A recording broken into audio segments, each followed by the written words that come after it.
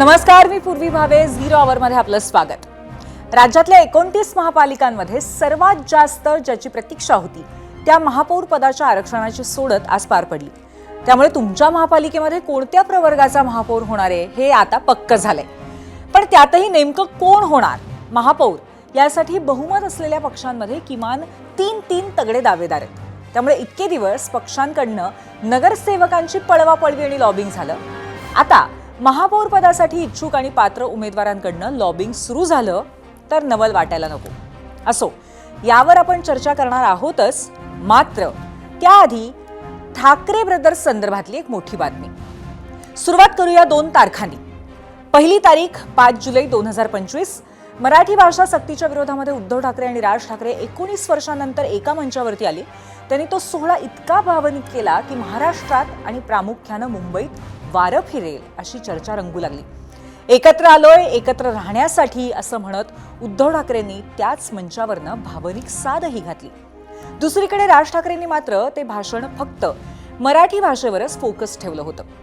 आता दुसरी तारीख 23 डिसेंबर 2025. पहिल्या भेटीनंतर दोन्ही भावांमध्ये कौटुंबिक भेटी झाल्या. ठाकरे कुटुंब सणवार एकत्र साजरे करू लागलं. राज ठाकरे मातोश्रीवरही जाऊन आले. उद्धव ठाकरेंनी 2-3 वेळा शिवतीर्थावरती पाहुणचार केला. अखेर 23 डिसेंबर ही तीच तारीख आहे ज्या दिवशी दोन्ही भावांनी 5 महिन्यानंतर राजकीय युतीची घोषणा केली. खरं तर कौटुंबिक सोहळे सोडले तर या दोन्ही दिवशी राज ठाकरेंच्या बॉडी लँग्वेजवरच फोकस करून महायुतीनं प्रतिक्रिया दिल्या. राज ठाकरे खुल्या मनानं युती करत नाहीयेत असाच दावा सातत्यानं महायुतीच्या सगळ्या नेत्यांचा होता.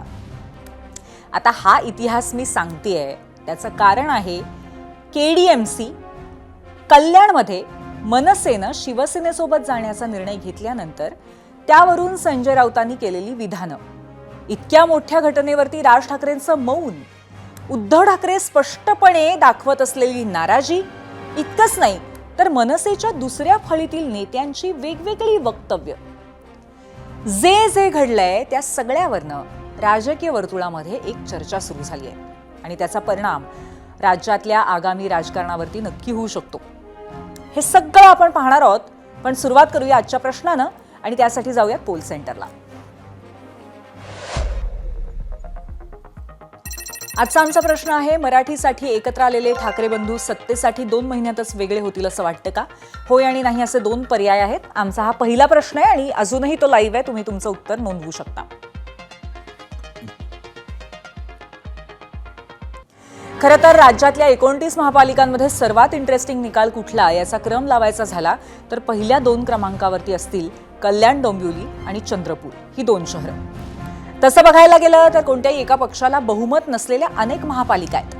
पण 2 शहरांमध्ये मतदारांनी अशी काही पाचर मारलेली आहे की भलाभल्यांची झोप उडाली आहे. आधी बघूया कल्याणामध्ये सध्या काय होतंय ते. खरं तर इथं शिवसेनेचे 53 नगरसेवक निवडून आलेत. 122 पैकी 103 असं तगडं संख्याबळ महायुतीकडे आहे. पण असं असतानाही मनसे आणि ठाकरेंच्या शिवसेनेचे 4 सत्तेसोबत येत आहेत. आता जरा गणित करूया. शिवसेनेचे 53 अधिक मनसेचे 5 म्हणजे झाले 58. ठाकरेंचे नॉट रिचेबल असलेले 4 म्हणजे झाले 62. म्हणजे परफेक्ट बहुमताचा आकडा. एका अर्थी 50 नगरसेवक असलेल्या भाजपला आमच्या टर्म्सवरती आलात तर तुमच्यासह, नाहीतर तुमच्या शिवाय असा थेट संदेश देण्याचा तर शिवसेनेचा प्रयत्न नसेल ना. आता ही शंका येण्याचं आणखीन एक कारण आहे. महायुतीकडे बहुमत असतानाही महापौर पदाच्या 2 दावेदारांना सेफ ठेवण्याची वेळ शिवसेनेवरती आली आहे. KDMC मध्ये अनुसूचित जमातीचं आरक्षण निघालंय. त्यामुळे आता या प्रवर्गात मोडणारे किरण भांगले आणि हर्षाली थविल यांचा कल्याणचे शिवसेना शहर प्रमुख रवी पाटील आपल्या बंगल्यावरती पाहुणचार करतायत. तर बाकीच्या नगरसेवकांनाही एका जागी सुरक्षित ठेवण्यात आले. पळवापळवी होऊ नये म्हणून खबरदारी घेतल्याचं बोललं जात आहे. आता ही पळवापळवी कुणाकडून होण्याची शिवसेनेला भीती आहे हेही वेगळं सांगायची गरज नाहीये. रवी पाटील मात्र असलं काहीही नसल्याचंच सांगतायत. पाहूयात. पळवापळी वगैरे असं काही नाही. दरवेळेला महापौर निवडणुकीमध्ये जे महापौरचे आपली प्रक्रिया असते ती सर्व नगरसेवक एकत्र एक दुसऱ्याची ओळख निर्माण व्हावी एक दुसऱ्याला समजून घ्यावं याच्यासाठी आपण त्या ठिकाणी सर्व नगरसेवक एकत्र असतो. त्यामुळे शिवसेनेचे नगरसेवक एकनिष्ठ आहेत, कुणीही पळावपळी करायची हिंमत करू शकत नाही आणि असं काही मला वाटत नाही कल्याण डोंबिवली शहरात असा काही प्रकार होईल. आता झालंय असं की मनसेच्या 5ही नगरसेवकांनी स्थानिक नेते आणि माजी आमदार राजू पाटील यांच्या संमतीनं शिवसेनेला पाठिंबा देऊन टाकला. महाराष्ट्रामध्ये मोठा गवगवा झालेल्या ठाकरे ब्रँडला हा पहिला मोठा धक्का आहे. कालच्या या घडामोडींमुळे उद्धव ठाकरे कमालीचे नाराज झाले असं सांगितलं जात आहे. मनसेनं या नगरसेवकांवरती कारवाई करावी अशी अपेक्षाही व्यक्त केली जाते. कालच्या 0 आवरमध्ये संजय राऊत यांचं याच संदर्भातलं स्टेटमेंट आम्ही ऐकवलं होतं आणि त्यानंतर ते आज राज ठाकरेंच्या भेटीला शिवतीर्थावरती गेले होते. पण या भेटीमध्ये नेमकं काय झालं याची कल्पना नाहीये. पण त्याआधी सकाळी झालेल्या पत्रकार परिषदेमध्ये राऊतांनी पुन्हा एकदा कल्याणच्या मनसे पदाधिकाऱ्यांवरती तोफ टाकली. मी परत सांगतो की राज ठाकरे हे स्वतंत्र नेते आहेत. त्यांच्या पक्षाचा तो अंतर्गत विषय आहे. हे जरी खरं असलं तरी ह्या निर्णयामुळे ज्याने घेतलाय तो खालच्या स्तरावर त्यांची राजकारणातली विश्वासार्हता पूर्णपणे संपलेली. ज्या कोणी घेतला असेल कुठल्याही पातळीवर त्यांची राजकारणातली विश्वासार्हता मराठी माणसाच्या मनात जो विश्वास निर्माण झाला होता तो पूर्णपणे संपला. नाही, मला राज ठाकरे कोणाच्या दबावाखाली जाणारे नेते नाही. कल्याणमध्ये जे काही घडलं किंवा घडतंय त्यावरून ठाकरेंच्या पक्षामध्ये मोठी खळबळ माजली आहे हे तर स्पष्टच आहे. खुद्द मनसेचे नेते बाळा नांदगावकर यांनी यावरती नाराजी व्यक्त केली आहे. तर राज ठाकरेंना हे आवडलेलं नसल्याचा दावा संजय राऊतांनी केलाय. माझ्या दृष्टीने विचार केला तर माझ्या मनाला ते स्वतःला पटत नाही, पटणार नाही, पटवून घेऊ शकत नाही मी. परंतु कधी कधी पक्षामध्ये काही निर्णय घ्यावे लागतात. ते समजा आपण मनापासून घेतो, काही गोष्टी नाईलाजाने घेतो, या सगळ्या घटना घडत असतात. त्याच्यामुळे तशा प्रकारच्या घटना काय घडल्यात त्याची जोपर्यंत राजू पाटील आम्हाला भेटत नाहीत तोपर्यंत त्या विषयावरती मी बोलू शकतो. कल्याण डोंबिवली जे घडलं ती महाराष्ट्र नवनिर्माण सेनेच्या संदर्भातली त्यांची पक्षाची भूमिका नाही असं त्यांच्याकडून सांगण्यात आलेलं.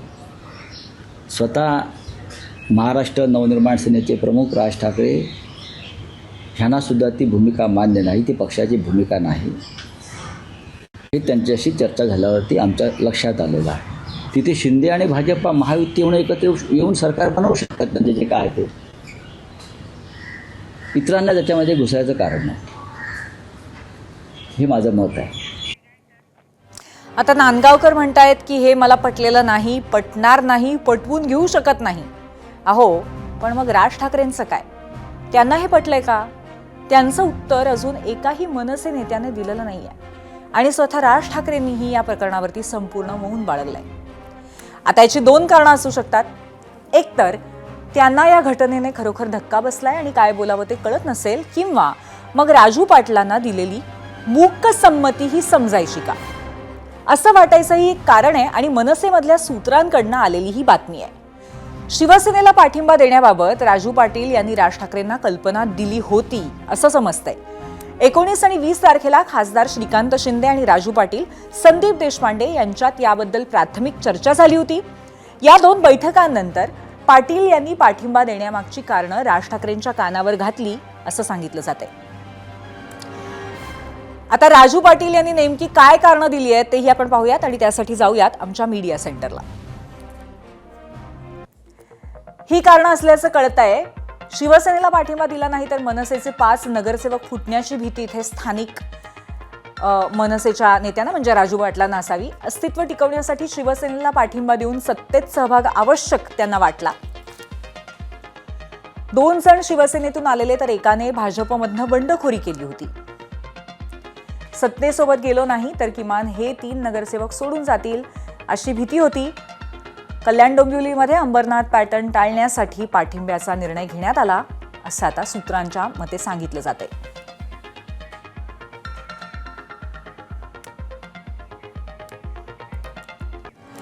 आणि आता याच अनुषंगाने आमचा जो प्रश्न होता त्याच्यावरती तुमच्या रिॲक्शन्स काय आलेल्या आहेत, प्रतिक्रिया काय आलेल्या आहेत सोशल मीडियावरती ते आपण बघणार आहोत. काही निवडक प्रतिक्रिया बघतोय. अमोल काते यांची प्रतिक्रिया आहे. उबाठाने मनसेचा मराठीच्या नावाखाली वापर करून घेतलाय. मनसे महायुती सोबत आली तर कुछ पुराने हिसाब चुकते हो जाएंगे. पुढची प्रतिक्रिया कौशिक काळे यांची आहे. मराठीसाठी एकत्र आले हेच चुकीचं आहे. सत्तेसाठी एकत्र आलेत. युट्यूबवरनं रमाकांत म्हणतायत मनसेची मते उबाठाला पडली पण उबाठाची मते मनसेला मिळालेली नाहीत हे राज ठाकरेंच्या लक्षात आले. पुढची प्रतिक्रिया आहे स्नेहा मोरे यांची युट्यूबवरनं. सत्ताधारी सगळेच पक्ष संपवायला बसलेत तर आपला पक्ष वाचवण्यासाठी कोणता तरी मार्ग स्वीकारावा लागणारच. युट्यूबवरनं बापू कदम म्हणतायत पद असेल तर कामं होतात. कोणत्याही पक्षाचा आधार घेऊन खुर्ची मिळाली की विकास कामं होतात. फेसबुकवरून उदयकुमार शिरोडकर म्हणतायत कुठल्याही मोहापेक्षा महाराष्ट्र मोठा आहे. मराठी माणसाचं अस्तित्व धोक्यात आणण्याचं पाप कुणी करेल असं वाटत नाही.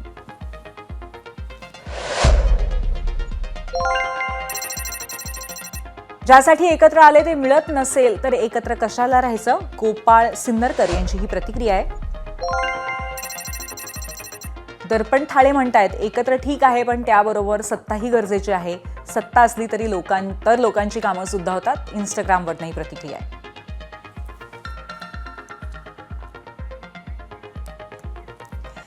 एकंदरीत या प्रतिक्रियांचा कल बघितला तर अजूनही कुठेतरी राज ठाकरे उद्धव ठाकरे यांना समर्पक असा कल दिसतोय. आपण याच्यावरतीच चर्चा करणार आहोत. आपल्यासोबत गेस्ट सेंटरला आज उपस्थित आहेत ज्येष्ठ राजकीय विश्लेषक भाऊ तोरसेकर. भाऊ आपलं स्वागत आहे एबीपी माझाच्या गेस्ट सेंटरमध्ये आणि झिरो आवरमध्ये.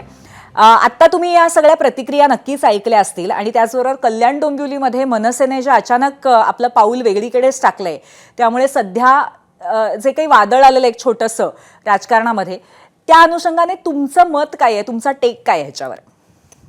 नाही मी त्या प्रतिक्रिया मला इथे काय ऐकू आल्या नाहीत. माझा आवाज येतोय तुम्हाला हो, व्यवस्थित? येतोय.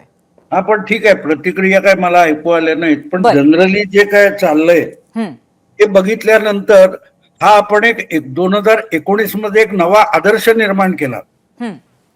जे काय 2019 मध्ये सरकार बनलं शरद पवारांचा एक महान प्रयोग होता आणि त्यामध्ये उद्धव ठाकरेंनी जो सहभाग घेतलेला आहे त्यानंतर एक आदर्श निर्माण झाला की आपल्याला कुठल्याही परिस्थितीमध्ये सत्ता भोगायची आहे आणि त्यासाठी विचार तत्वज्ञान आपले अनुयायी आपल्याला मत देणारा मतदार याला लाथाडायला काही हरकत नाही.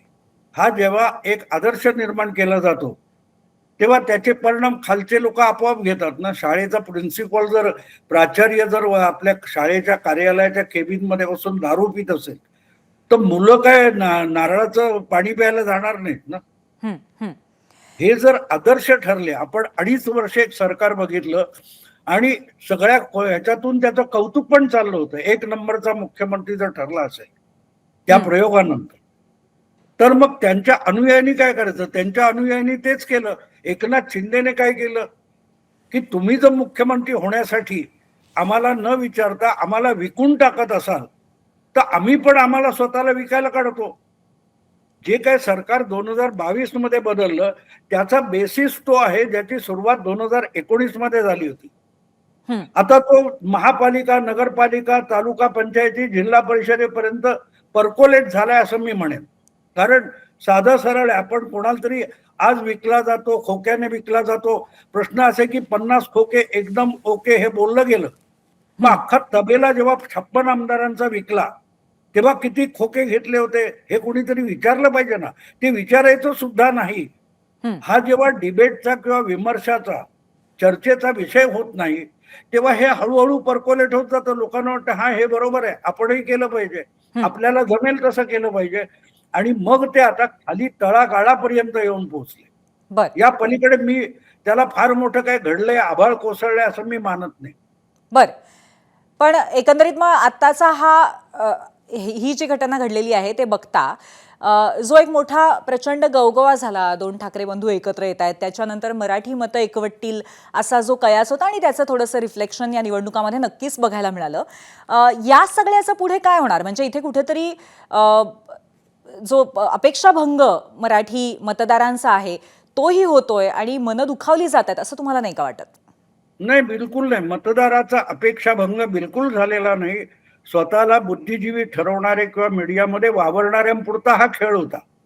बाकी तुम्ही बघताय ना, सगळ्या महाराष्ट्रातल्या कानाकोपऱ्यात 29 महापालिकांमध्ये निवडणुका झाल्या, मतदान झालं आणि जेवढं काही मीडियामध्ये गवगवा मीडियाने केला होता त्याचा प्रभाव कुठेही नसल्याची साक्ष आपल्याला मिळाली. त्यामुळे मला असं वाटत नाही की असा कुठचा गवगवा होता की 20 वर्ष लोक अगदी उपास व्रत वैकल्य करून 2 ठाकरे बंधू एकत्र यावेत म्हणून व्रतस्थ होऊन 110 दिवस काय 10 वर्ष उपास करत बसली होती, असं बिलकुल नव्हतं. मग हा मीडियाने ते वातावरण निर्माण करायचा प्रयत्न झाला. पण मला असं वाटतं की मीडिया हा राजकीय पक्ष मला वाटते जनतेपासून तुटलेले आहेत, पण हळूहळू करत मीडिया पण जनतेपासून जनभावनेपासून तुटल्याचं ते प्रतीक आहे. नाहीतर त्याचं प्रतिबिंब पडलं असतं, पण ते अजिबात पडलं नाही. किंबहुना तुम्ही बारकाईने बघाल तर जेवढा दबदबा किंवा गवगवा तुम्ही म्हणता तो निर्माण झाला, तो ठाकरे बंधूंना पण मान्य नव्हता. त्यांनी मुंबई सोडून इतर तर जायचं सुद्धा नाकारलं. मुंबई 29 महापालिकांपैकी किती ठिकाणी ठाकरे बंधूंनी सभा घेतली, एक साधी सभा नाही घेतली. याचा अर्थ आपल्याला मुंबई वाचवायचे एवढ्या पुरतं ठाकरे बंधू मर्यादित होते.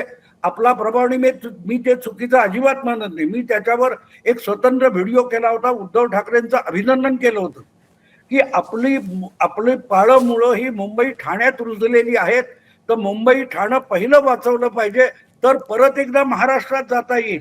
हे ओळखून जर ठाकरे बंधू हे मुंबई पुरते मर्यादित राहिले असतील तर ते चांगलं आहे, हे मी त्यांचं अभिनंदन केलं होतं. आणि त्यामध्ये मी एक साफ उदाहरण दिलं होतं की ज्या वेळेला 2017च्या गुजरातच्या विधानसभा निवडणुका होत्या तेव्हा गुजरातमध्ये आपल्या पक्षाची पाळंमुळं हल्लेली आहेत हे ओळखून नरेंद्र मोदी पंतप्रधान होते, तरीही त्यांनी 27 सभा गुजरातमध्ये घेतल्या होत्या. पण भाऊ, तुम्ही असं म्हणताय की तुम्ही सुद्धा कुठेतरी अभिनंदन केलेलं होतं, मग याच्यामध्ये तुमचा अपेक्षाभंग नाही का झालेला जे काही घडलं ते? नाही, माझा अपेक्षाभंग तिथे झाला की रोजच्या रोज सभा म्हणजे पत्रकार परिषद असते, हा जो समर ठाकरे बंधूंनी करून घेतला तिथे माझा अपेक्षाभंग झाला. मला वाटलं होतं की हे रान उठवतील. मी अगदी 1968 सालच्या बाळासाहेबांच्या सभा बघितलेल्या आहेत. ज्या पहिली महापालिका निवडणूक त्यांनी लढवली तेव्हा मी त्या सभा बघितलेल्या आहेत. बाळासाहेबांनी अक्षरशः रान उठवलं होतं. आणि शिवसेना हा पहिला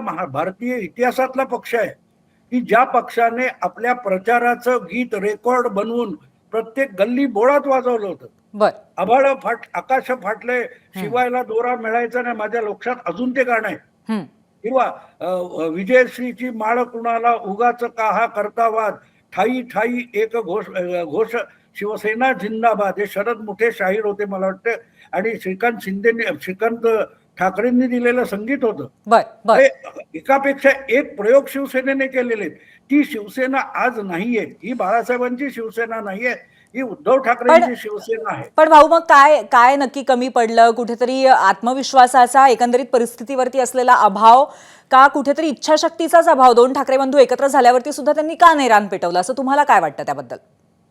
नाही, त्याचं कारण सरळ आहे की तुम्ही एखाद्या मुलाला मारून मुटकून चांगल्या मोठ्या नामवंत शाळेत घालू शकता, पण त्याचा अभ्यास त्याने करायचा आहे. परीक्षेला बसलं तर त्याचे आन्सर बुक त्यांनी लिहायचे असते, उत्तरपत्रिका. गंमत असे की आपण मारून मुटकून त्यांना ठाकरे बंधू आणि सगळं म्हणत होतो, पण त्यांनी करायला पाहिजे ना, ते कोणी करायचं?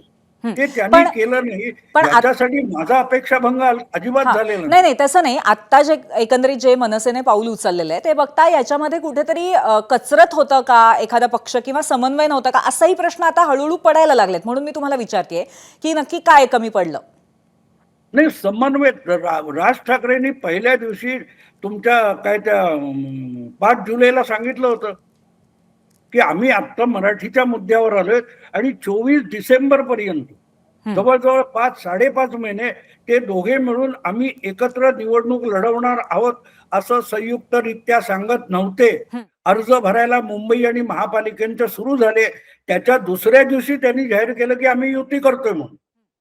आता तिथे प्रॉब्लेम आहे ना, प्रयत्न तुम्ही करायला पाहिजे. असं म्हणतात ना आपल्या मराठीमध्ये की घोड्याला पाण्याजवळ नेता येतं पण पाणी पाजता येत नाही, ते त्याने प्यावं लागतं. बर तसं मीडियाने खूप जोर लावला. मीडियाने, मी त्याच्यावर एक व्हिडिओ मुद्दाम करणार आहे बर की मराठी मीडियाने ही भूमिका जर 40 वर्षापूर्वी घेतली असती तर शिवसेनेला आज महाराष्ट्रामध्ये एक स्ट्रॉंग प्रादेशिक पक्ष म्हणून उभा राहता आलं असतं. बर. पण मीडियाकडून पण उशीर झालेला आहे. बर नक्कीच हा एक वेगळा चर्चेचा विषय होऊ शकतो आणि आपण नक्कीच याच्यावरती सुद्धा वेगळी चर्चा करू, कारण मला असं वाटतं की हे राज्याच्या दृष्टीने, आपल्या भाषेच्या दृष्टीने सुद्धा महत्त्वाचं असेल. पण भाऊ, तुम्ही इतकी वर्ष पत्रकारितेमध्ये आहात, इतकी वर्ष राजकीय विश्लेषण करताय, तुमचा अनुभव काय सांगतो भाऊ की हे दोन भाऊ किती दिवस, किती महिने, किती वर्ष एकत्र राहतील? एक लक्षात ठेवा, जर हेतू साफ असेल, तुम्ही आता गंमत बघा ना की आपल्याला एकत्र राहून सरकार चालवायचं आहे. अजितदादा, एकनाथ शिंदे आणि देवेंद्र फडणवीस यांनी ठरवलंय, तर ते एकमेकाच्या विरुद्ध लढले तरी निकालानंतर ताबडतोब एकत्र मांडीला मांडी लावून बसू शकतात. इथे गंमत अशी की तुम्ही जर ठाकरे बंधूंनी एकत्र यायचं ठरवलं होतं, ते एकाने दुसऱ्याच्या घरी बर्थडेचा केक खायला जायचं, दुसऱ्याने गणपतीसाठी भावाकडे येऊन मोदक खायचे. या पलीकडे राजकारणात त्यांनी काय केलं होतं याचं उत्तर द्या मला. ते आहे का नाहीये? याचा अर्थ ते एकत्र तुम्हाला दाखवायला ऑप्टिक्स म्हणून एकत्र आले होते, पण प्रॅक्टिकली ते राजकारणात एकत्र येणं का आवश्यक होतं हे पहिलं समजून घ्या. ज्या वेळेला तुम्ही एकमेकाच्या विरुद्ध झालात, 20 वर्ष स्थानिक पातळीवर ह्या निवडणुका स्थानिक होत्या आणि त्या वॉर्डामध्ये प्रत्येकाचा कार्यकर्ता जो होता तो एकमेकाविरुद्ध भांडलेला आहे, लढलेला आहे, मारामारी केलेला आहे. बरोबर. त्याला एकत्र यायला वेळ द्यायला पाहिजे होता. तो 4 महिन्याचा वेळ त्यांनी वाया घालवला आणि तिथे सगळी गडबड झाली. बरोबर आहे. पण आता कल्याण डोंबिवलीमध्ये जो एक इतक्यातच फुटीचा पॅटर्न दिसलेला आहे दोन ठाकरे बंधूंच्या, दोन पक्षांमध्ये, हा पॅटर्न आणखीन सुद्धा महापालिकांमध्ये दिसण्याची शक्यता वाटते तुम्हाला? हो, होऊ शकेल ना. सगळीकडे होतंय, कुठे नाही होत आहे. आपण त्याला पॅटर्न म्हणतो, तो पॅटर्न नाहीये. हे सगळीकडे झालेलं आहे. अजितदादा आणि शरद पवारांच्या पक्षात पण झाले ना. इव्हन खुद्द शरद पवारांनी मला वाटते 3-4 महिन्यापूर्वी सांगून टाकलं की सुप्रियाने ठरवायचं की सत्तेत जाऊन बसायचं की विरोधात बसून संघर्षाचं राजकारण काय करायचं. हे विरोधी पक्षाचे लोक गेली काही वर्ष, 2-3 वर्ष तरी लोकशाही धोक्यात आहे म्हणतायत, पण लोकशाही त्यांच्यामुळे धोक्यात आहे. ज्या लोकशाहीमध्ये समर्थ आणि संघर्ष करणारा विरोधी पक्ष नसतो ती लोकशाही धोक्यात असते. आणि हे मी माझं सांगत नाही, हे समाजवादी विचारवंत नेते डॉक्टर राम मनोहर लोहिया यांचं म्हणणं होतं. आणि हे जवळजवळ 60-70 वर्ष जुनं मी तुम्हाला सांगतो. बर नक्कीच. आणि आताच्या परिस्थितीमध्ये तरी नक्कीच विरोधातले जे पक्ष आहेत ते एकत्र राहताना सातत्याने त्यांचा प्रयत्न कमी पडताना दिसतोय, हे मात्र खरं आहे. धन्यवाद भाऊ, आज तुम्ही इथे आलात आणि या संपूर्ण विषयाचं विश्लेषण केलं त्याबद्दल. आणि यानंतर आपण जाऊयात पोल सेंटरला आणि बघूयात आपल्या पहिल्या प्रश्नावरती महाराष्ट्राने काय कौल दिलाय. आजचा पहिला प्रश्न, मराठीसाठी एकत्र आलेले ठाकरे बंधू सत्तेसाठी 2 महिन्यातच वेगळे होतील असं वाटतं का? 30,000 मतं आलेली आहेत आणि 65% लोक आशावादी आहेत आणि नाही असं म्हणतायत, पण 35% लोकांना शंका वाटते आणि ते म्हणतायत होय अशी शक्यता आहे. आता आज दिवसाभरातली दुसरी अत्यंत महत्त्वाची बातमी. मी तुम्हाला मगाशीच म्हटलं की आज 29 महापालिकांमध्ये कोणत्या प्रवर्गाचा महापौर होणार हे जवळपास पक्क झालंय. त्यातही कोणाकोणाची वर्णी लागू शकते हेही जवळपास स्पष्ट झालंय. कारण सगळ्याच महापालिकांमध्ये जे आरक्षण जाहीर झालंय त्यानुसार असलेल्या दावेदारांची संख्या अगदी बोटावर मोजण्याइतकी आहे. तेच आरक्षण पाहण्यासाठी आपण जाऊयात मीडिया सेंटरला. कुठे कोणत्या प्रवर्गाचा महापौर हे आपण बघतोय. मुंबईमध्ये सर्वसाधारण प्रवर्गातल्या महिलेला महापौर पद मिळणार आहे. पुण्यामध्ये सुद्धा सर्वसाधारण महिला, नागपूरमध्येही सर्वसाधारण महिला, नाशिक आणि नवी मुंबई इथे 5ही ठिकाणी सर्वसाधारण प्रवर्गातल्या महिलेला महापौर पद मिळेल. नवी मुंबईमध्ये सुद्धा तेच पाहायला मिळेल. अकोला आणि चंद्रपूर इथे ओबीसी प्रवर्गातल्या महिलेला महापौर पद मिळणार आहे. मालेगाव आणि धुळेमध्ये सर्वसाधारण महिलेला महापौर पद मिळेल. जळगाव, अहिल्यानगरमध्ये सुद्धा पुन्हा एकदा ओबीसी महिलेला महापौरपद मिळेल. लातूरमध्ये अनुसूचित जातीची महिला, जालन्यातही अनुसूचित जातीची महिला आणि नांदेडमध्ये सर्वसाधारण महिला प्रवर्गातल्या महिलेला महापौरपद मिळणार आहे. ठाण्यामध्ये अनुसूचित जातीला महापौरपद मिळेल, स्त्री किंवा पुरुष. कल्याण डोंबिवलीमध्ये अनुसूचित जमातीसाठी आरक्षित करण्यात आलेलं आहे महापौरपद, पुन्हा एकदा स्त्री किंवा पुरुष. वसई विरारमध्ये सर्वसाधारण, उल्हासनगरमध्ये ओबीसी आणि भिवंडी निजामपूरमध्ये सर्वसाधारण, इथे स्त्री आणि पुरुष दोघांचीही शक्यता असू शकते. पनवेलमध्ये ओबीसी, सांगली मिरज कुपवाडमध्ये सर्वसाधारण प्रवर्ग, कोल्हापुरात ओबीसी प्रवर्ग, पिंपरी चिंचवड आणि सोलापूरमध्ये सर्वसाधारण प्रवर्ग आणि पुन्हा या महापालिकांमध्ये सुद्धा स्त्री किंवा पुरुष दोघांचीही शक्यता आहे. अमरावती, छत्रपती संभाजीनगर आणि परभणीमध्ये सर्वसाधारण प्रवर्गातनं महापौर निवडला जाईल आणि इचलकरंजीमध्ये ओबीसी प्रवर्गातनं, आणि इथे सुद्धा महिला किंवा पुरुष या दोघांपैकी कुठल्याही पद्धतीचा महापौर बनू शकतो अशी सध्याची स्थिती आहे. आता ही सोडत जेव्हा सुरू होती त्यावेळी मुंबई महापालिकेचा नंबर जेव्हा आला तेव्हा ठाकरेंच्या शिवसेनेच्या गटनेत्या आणि माजी महापौर किशोरी पेडणेकर सभागृहात उभ्या राहिल्या. त्यानंतर त्यांनी संपूर्ण सोडत प्रक्रियेवरतीच प्रश्नचिन्ह उपस्थित केलं आणि कोकण भवन सोडलं. नंतर माध्यमांशी संवाद साधत सरकारवरती टीका केली. फक्त किशोरी पेडणेकरच नाही तर काँग्रेस आणि मनसेच्या नेत्यांनीही सोडत प्रक्रियेवरती संशय व्यक्त केलाय. आधी तो व्हिडिओ बघूयात आणि मग त्यावरच्या प्रतिक्रिया.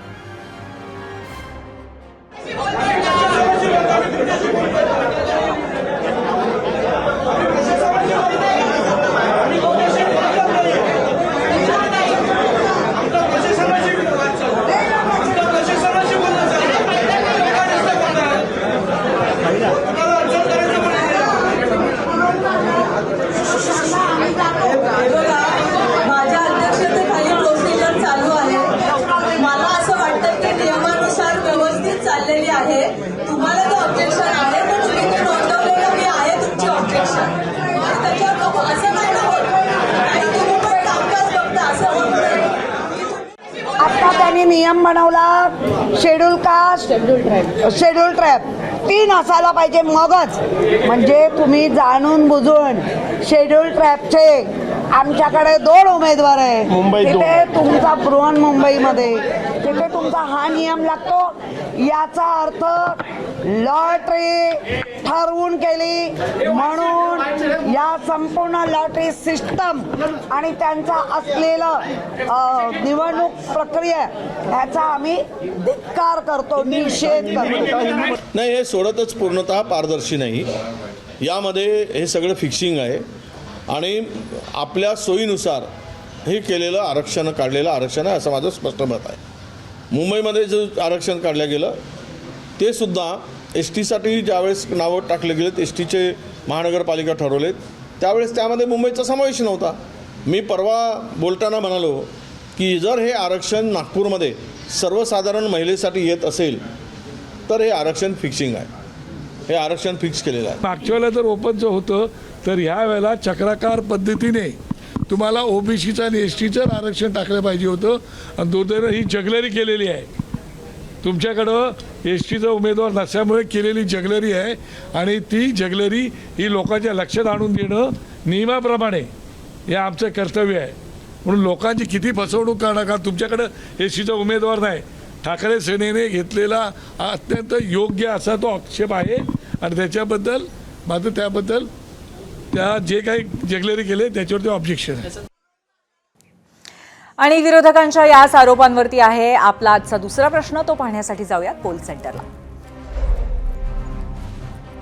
आजचा दुसरा प्रश्न आहे, महापौर आरक्षणाची सोडत फिक्स होती हा विरोधकांचा आरोप आपल्याला पटतो का? 2 पर्याय आहेत, होय आणि नाही. अजूनही प्रश्न लाईव्ह आहे. थोड्याच वेळात आपण याचा कौल बघूयात.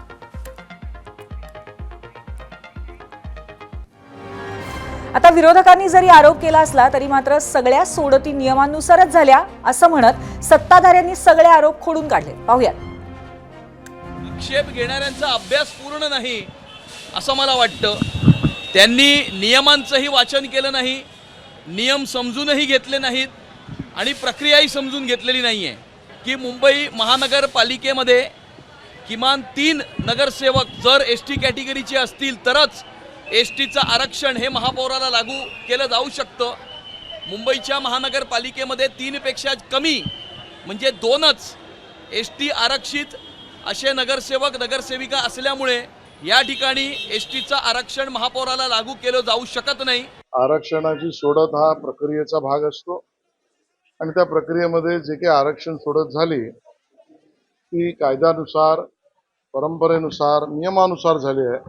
आणि आता नियमानुसार महायुतीचा महापौर मुंबईत बसेल, वाजत गाजत बसेल, मुंबईकरांच्या आशीर्वादाने बसेल, मराठी माणसाच्या सेवेसाठी बसेल, संपूर्ण मुंबईच्या विकासासाठी बसेल.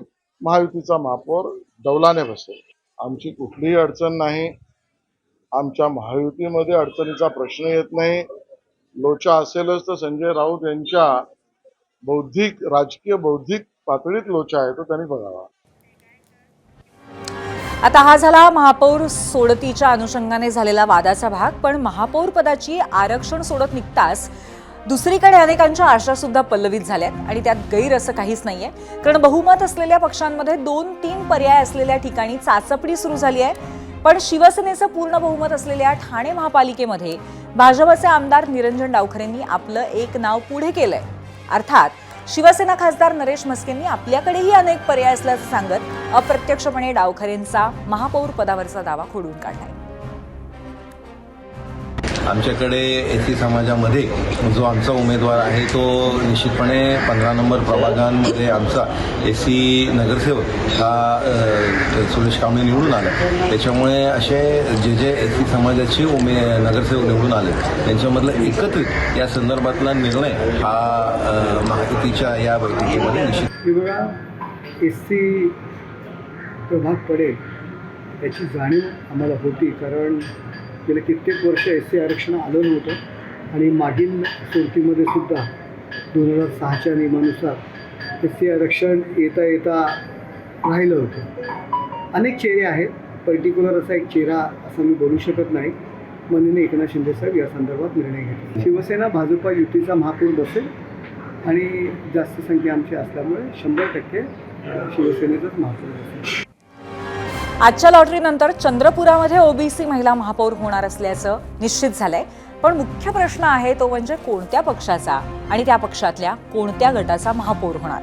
कारण काँग्रेसमध्ये खासदार प्रतिभा धानोरकर आणि ज्येष्ठ काँग्रेस नेते विजय वडेट्टीवार यांच्यात गटबाजी आहे. तर भाजपमध्येही सुधीर मुनगंटीवार आणि किशोर जोरगेवारांमध्ये रस्सीखेच सुरू आहे. भाजपचे नेते गृहकलह नसल्याचं सातत्याने सांगत असताना आज काँग्रेसमध्येही दिलजमाई झाल्याचं चित्र निर्माण झालंय.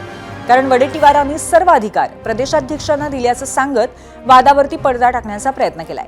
पक्षासाठी मवाळ भूमिका घ्यायची झाली तर ते देखील करण्याची हमी वडेट्टीवारांनी दिली. संवाद असतोच. काही भांडण थोडी आहे प्रॉपर्टीसाठी आणि पैशासाठी. त्यामुळे संवाद कुठे संपला तुटून जाईल असं थोडी असतं. आता असं समजायचं की चंद्रपूरचा वाद मिटला आहे. सगळ्या गोष्टी व्यवस्थित होत आहेत. मला पक्षासाठी मवाळ भूमिका घ्यायची असेल, हात जोडायचे असेल तर मी जोडेल. शेवट मी पक्षाचा शिपाई आहे. काँग्रेस पक्षासाठी काम करतो गेले अनेक 25 वर्ष. त्यामुळं मी बालिशपणा करणार नाही. मला पक्ष म्हणून मला नम्रचपणे कुणालाही विनंती करायची असेल तर मी करेन. आता पुन्हा एकदा कल्याण डोंबिवलीमध्ये जाऊयात. तिथलं राजकीय गणित मी मगाशीच सांगितलं होतं. त्यातला एक आणखी महत्त्वाचा एलिमेंट आहे तो म्हणजे ठाकरेंच्या शिवसेनेचे 4 नगरसेवक. आता तिथे काय चाललंय ते सुद्धा आपण थोडंसं पाहूया. केडीएमसीमध्ये ठाकरेंचे एकूण 11 नगरसेवक निवडून आले. त्यापैकी पक्षाचे ओरिजिनल 2 जण मधुर म्हात्रे आणि कीर्ती ढोणे हे निकालाच्या दुसऱ्याच दिवशी श्रीकांत शिंदेंना भेटले आणि अंडरग्राऊंड झाले. तर ॲडजस्टमेंट म्हणून स्वप्नाली केणे आणि राहुल कोटे हे मशालीच्या चिन्हावरती लढलेले मनसेचे नेते होते, जे आता निकालानंतर आपल्या मूळ पक्षासोबत म्हणजेच मनसेसोबत गेलेत. त्यामुळे राहिलेल्या 7 जणांचा गट स्थापन करण्याची वेळ ठाकरे सेनेवरती आली आहे. आता तर पक्षाचे पदाधिकारी अल्पेश भोईर यांनी आपल्या नगरसेवकांना चक्क डांबून ठेवलंय असा आरोपही केलाय. त्यातून मला एक आपल्याला नमूद करायचं आहे की हे 4 सदस्य आमच्या संपर्कात आहेत, आमच्याशी संपर्क साधण्याचा प्रयत्न करत आहेत आणि हे 4 सदस्य शिंदे गटाचे आणि मनसेच्या लोकांच्या ताब्यामध्ये आहेत.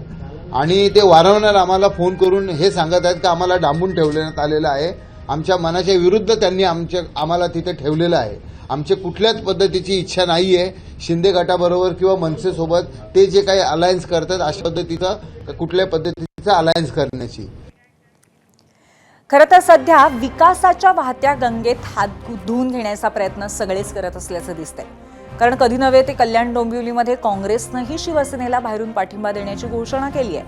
तर काँग्रेसचे 2च नगरसेवक आहेत, पण त्यांनाही आपल्या प्रभागातल्या विकासाची चिंता असेलच, म्हणूनच कदाचित नवनिर्वाचित नगरसेविका कांचन कुलकर्णी यांनी सकाळी शिवसेनेला पाठिंबा जाहीर केला असावा. पण त्यानंतर केवळ गट स्थापन केलेलं आहे, कुणालाही पाठिंबा दिलेला नाही असं पक्षाने सांगितलं आणि ते सांगण्याची वेळ आली पक्षाचे जिल्हाध्यक्ष राजाभाऊ पातकर यांच्यावर. मी इथे येऊन आज या ठिकाणी आज काँग्रेस पक्षाचा गट स्थापन केलेला आहे.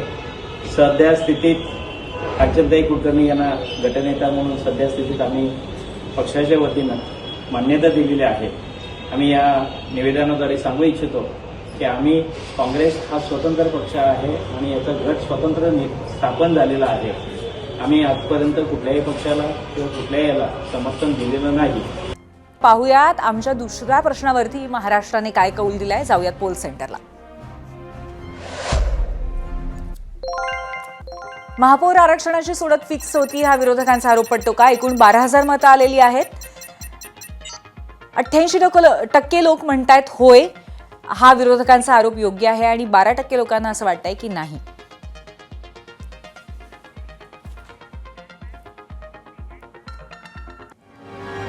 आणि याबरोबरच 0 आवरमध्ये आज आपण इथेच थांबतोय. उद्या पुन्हा एकदा भेटूया. पाहत रहा ABP माझा.